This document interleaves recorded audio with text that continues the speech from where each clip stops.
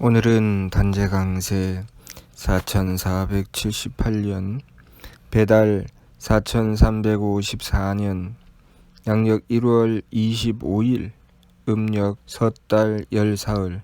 이 시간은 1월 넷째 주 월요일 새벽 경배 시간입니다. 이번 주에 한백음께서 주신 말씀은 죄를 빌어라 는 말씀입니다. 우리가 이 죄를 빌어라 하시는 말씀, 홍감대종사께서 남겨주신 미류 말씀에도 있는 원도 2회 기죄라는 말씀을 통해서 원도로서 그 죄를 뉘우쳐라고 하셨는데, 이렇게 죄를 비는 것이 쉬운 일이 아닙니다. 우리는 우리의 동물적 본능으로 들어가면 죄를 빌면 안 됩니다. 왜냐하면 죄를 빈다고 하는 것은 약점을 드러내는 것이죠. 우리가 자연 속에 살아가며 야생의 짐승이 되어서 살아갈 때 그 야생에서 약점을 상대에게 보인다는 것은 내 목숨을 내어놓는 것입니다. 맹수가 달려들었을 때 그 맹수에게 자신의 약점을 보인다는 것은 맹수에게 나를 잡아먹으시오 하는 얘기와 같습니다. 그렇기 때문에 우리가 동물적 본능으로 들어가면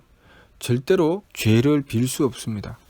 잘못을 뉘우친다는 것은 없죠. 항상 내가 옳고 그 자신이 행한 것이 옳다는 것을 주장하기 위해서 자신에게 반대하는 이들을 쳐서 무찌르는 것이 동물적 본능입니다. 그런데 죄를 빌게 된다는 것은 굉장히 차원 높은 수준입니다. 우리가 하느님을 모시게 되면서 우리는 비로소 죄를 빌 수가 있게 됩니다. 이것은 자신이 하느님을 모시고 열심히 기도해 보지 않은 사람은 그 깊은 이치를 깨달을 수 없습니다. 하느님을 모시고 항상 정성을 들이고 항상 하느님을 공경하여 받들었던 사람은 그 결과로 항상 하느님께 그 죄를 빌게 되어 있습니다. 왜냐하면 하느님을 모시게 되면 하느님의 광명이 비칩니다. 하느님의 광명이 비쳐서 알게 되죠. 아, 이것은 어긋나고 잘못된 것이다. 이것은 바른 것이다. 알게 됩니다. 그러나 하느님의 덕을 입지 못하면 또한 죄를 빌 수 없습니다. 우리가 많은 사람들을 보면서 그 사람들이 분명히 자신이 잘못을 저질렀는데, 죄를 지었는데 아니라고 발뺌하는 경우가 상당히 많습니다. 그래서 온갖 수단과 방법을 다 동원해서 자신이 잘못하지 않았다는 것을 증명하려고 하고 그 증거를 조작하고 온갖 짓을 다해서 그 죄를 빌지 않는 길을 가려고 합니다. 그러나 하느님을 모신 자는 하느님께 그 죄를 빌지요. 과거에 예수님이 그런 얘기를 한 적이 있습니다. 내가 이루어낼 수 있는 기적은 요나의 기적밖에 없다. 요나의 기적이 의미하는 것이 있습니다. 그것은 죄를 비는 것이었습니다. 예수님은 분명히 내가 이루어낼 수 있는 기적은 요나의 기적밖에 없다고 했습니다. 요나의 기적은 무엇인가? 하느님께서 요나에게 니네베 성에 있는 사람들이 죄를 지었으니 그 죄를 빌어라 하여라, 그렇게 말씀을 주셨습니다. 요나는 그 말씀을 받들고 그들에게 그 말씀을 전해야 하는데, 그 니네베 성의 사람들이 너무나도 강폭하고 무서워서 감히 그들에게 전할 수가 없었죠. 그 말을 했다가는 자신의 목숨이 달아날 판이었기 때문에. 그래서 그것 때문에 온갖 우여곡절을 겪고 어쩔 수 없이 가서 하느님께서 너희들의 죄가 차서 너희의 성을 멸하겠다고 하시니 그 죄를 빌어라 하신다라는 말을 전했습니다. 그랬더니 그 강폭한 니네베 성 사람들이 모두 다 그 죄를 빌었다고 하지요. 예수님이 꿈꿨던 그 시대에 이루고자 하셨던 일이었습니다. 예수님이 하느님의 말씀을 받들고 원수를 사랑하라, 겉옷을 벗어달라면 속옷까지 벗어주어라 라고 하셨을 때 그 말씀을 받들고 실천하는 것. 그래서 끊임없이 회개하라는 말씀을 주시죠. 회개하라. 뉘우치고 돌이키라는 말씀이죠. 잘못을 빌어라, 그런 말씀입니다. 그렇게 잘못을 빌어라 하셨지만 그들은 그 잘못을 빌지 않고 어떻게 했습니까? 오히려 그렇게 하느님의 말씀을 전한 자에게 죄를 씌우고 그를 십자가에 못 박았습니다. 그러니 우리가 죄를 빈다고 하는 것은 보통 일이 아닙니다. 홍암대 용사께서 원도 이외 기재, 원도로서 그 죄를 뉘우치라 하신 말씀, 그 말씀에 대전제가 있었습니다. 미리 말씀 첫머리에 나오는 것. 의아종문의 사후제체는 상극경극의 배천사신하고, 그렇게 죄를 빌려면 먼저는 하느님을 지극하게 모셔야 됩니다. 예수님도 그것을 말씀하신 것이죠. 끊임없이 하느님을 모시라고 하시고, 그렇게 하느님을 모시고 죄를 빌어라 하셨습니다. 오늘날 인간 세상에 많은 발달된 문명이 있습니다. 물질 문명이 많이 발달했죠. 이 물질 문명이 발달해 온 과정은 어떻습니까?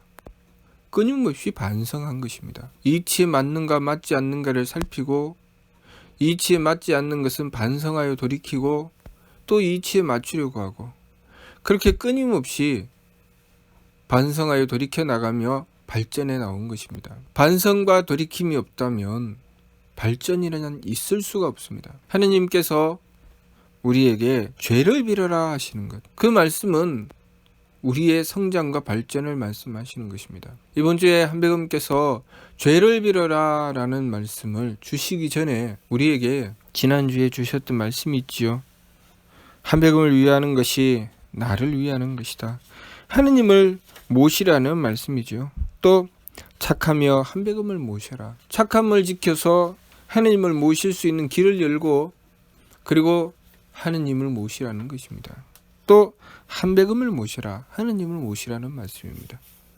이러한 과정들을 쭉 밟아왔을 때 이 말씀을 받들고 지키기 위해서 정성 들이고 그렇게 열심히 실천해 나왔다면, 이번 주에 죄를 빌어라 하시면 이미 자신이 죄를 빌고 있는 자신을 발견하게 될 것입니다. 하느님을 모시면, 하느님이신 한백음을 모시면 저절로 죄를 빌 수 있게 됩니다. 그러나 한백음을 진심으로 모시지 않으면, 자선구자하지 않으면 죄를 빌 수가 없습니다. 하느님께서 우리를 사람 되게 하십니다. 사람이 된다는 것은 무엇인가? 하느님을 모셨다는 뜻입니다. 우리의 내면에 하느님을 모신다는 것, 스스로의 성품으로부터 하느님의 씨앗을 찾고 진심을 다해 하느님을 모시는 것, 그렇게 진심을 다해 하느님을 모셨을 때 하느님께서는 우리의 머리꼴에 임하십니다.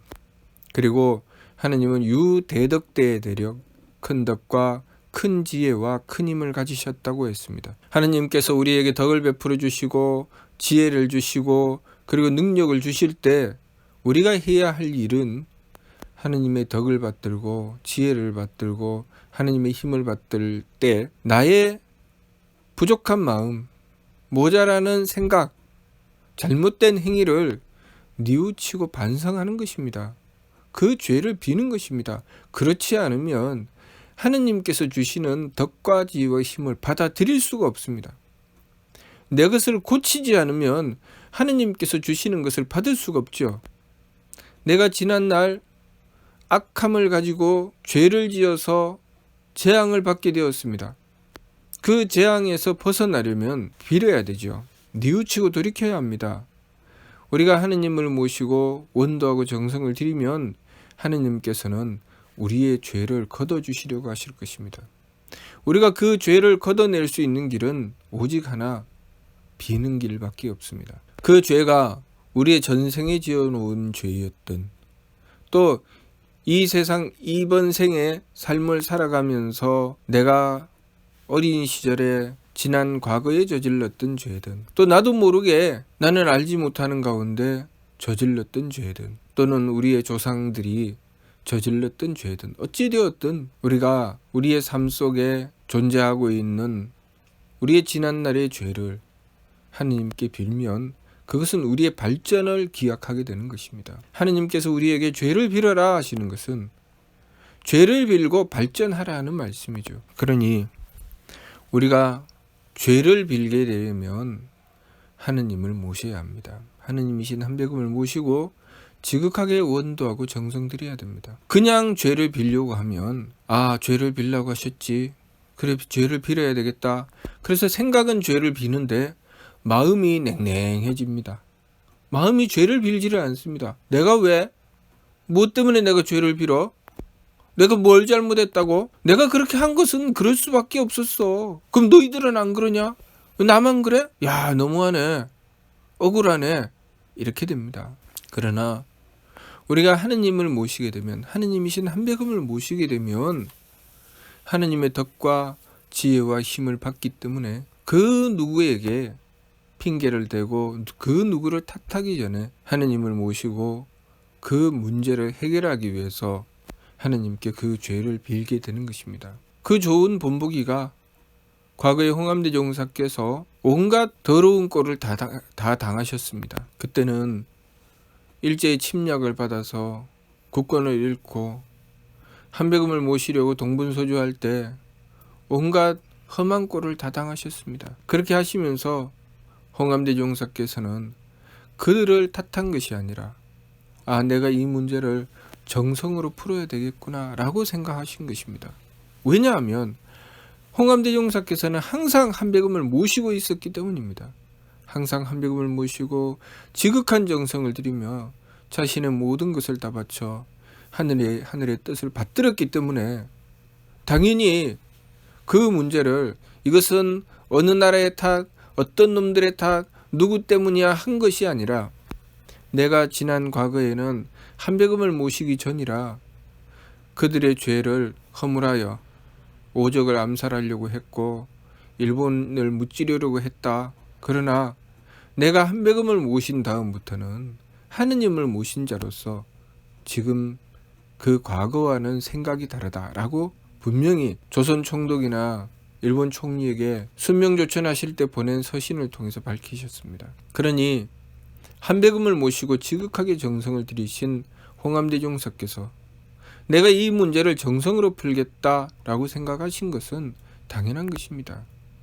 그리고 그렇게 정성으로 풀겠다고 하시고 지극한 정성을 들이신 결과 구월산 삼성사를 찾아가셔서 허물어졌던 삼성사를 다시 중수하시고 그곳에서 이 온 천하의 죄를 대로 갚을지라 하시며 순명삼조를 남기시고 순명조천하신 것입니다. 그것이 홍암대종사님이 얼마나 하느님을 지극하게 공경하고 받들었는지 그것을 보여주는 좋은 증거입니다. 과거의 예수님도 마찬가지입니다. 예수님이 십자가를 피할 수도 있었습니다.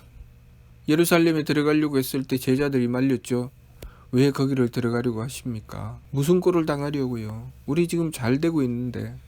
그랬을 때 예수님은 그렇게 하시지 않았죠. 하느님의 뜻을 받들고 그 길로 나아갔고 그들의 죄를 또한 하느님께 빌면서 십자가를 받아들였습니다. 왜냐하면 하느님을 모셨기 때문에, 하느님을 지극하게 공경하고 모셨기 때문에 그것을 받아들이고 그 죄를 빌었던 것이죠. 하느님을 모시는 자는 그 죄를 빕니다. 그래서 각 가정에서 하느님을 모신 어머니가 있다면 그 하느님을 모신 어머니는 그 가족들을 위해서 하느님께 빌고 그렇게 비는 가운데서 또한 자신의 작고 큰 지난날의 죄, 또 조상님의 죄, 그리고 가족의 죄, 그러한 죄들을 하느님께 빕니다. 그렇게 하느님께 비는 것을 통해서 가족의 안정과 행복을 지켜나가려고 하죠.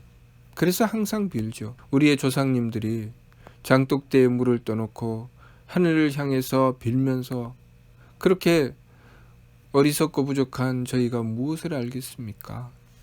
하느님 부디 우리 자손들을 도와주시고 지켜주십시오 하고 빌었던 것은 그들이 하느님을 그만큼 지극하게 공경했기 때문에 자신들의 죄를 하느님께 빌고 그 결과로 하느님께서 베풀어 주시는 덕과 지혜와 힘을 구했던 것입니다. 그러니 이번 주에 한배금께서 죄를 빌어라 하신 말씀은 우리가 그 전에 하느님을 공경할 수 있는 길을 한배금께서 열어주셨기 때문입니다.